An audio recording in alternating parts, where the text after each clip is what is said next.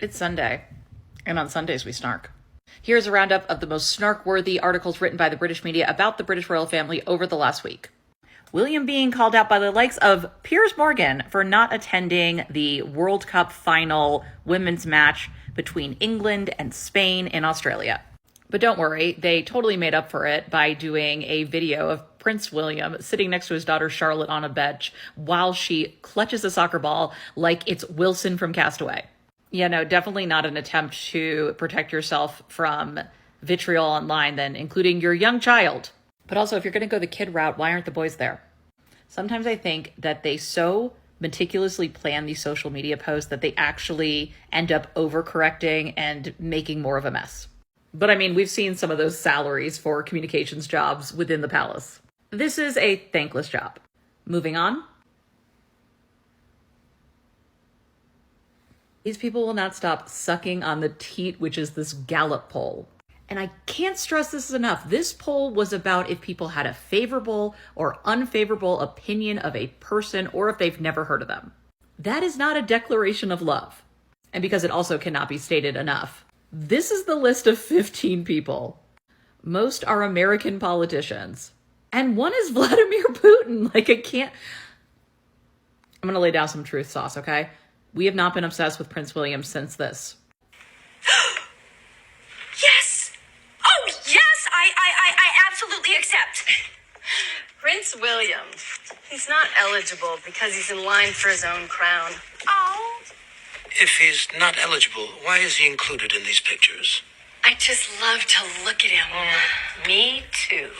Looking back, kind of creepy. Communications hat on. I think that they are a little worried about this New York solo trip with Prince William. I do think they worry about the kind of public reception that he will receive.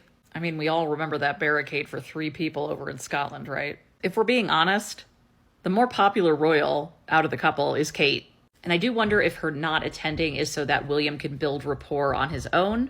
Maybe she already has events in her diary or the children are going back to school.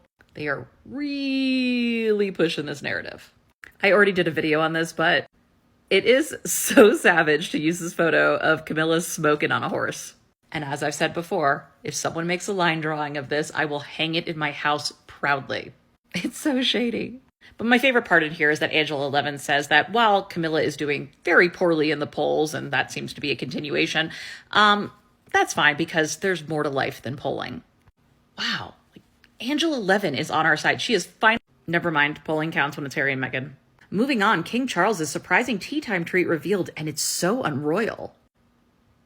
Is it pizza? And I will admit, at first it sounds a little weird.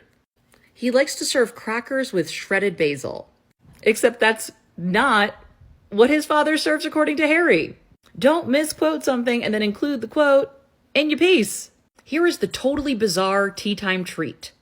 Crackers with some creamy spread and shredded basil. Pa's favorite.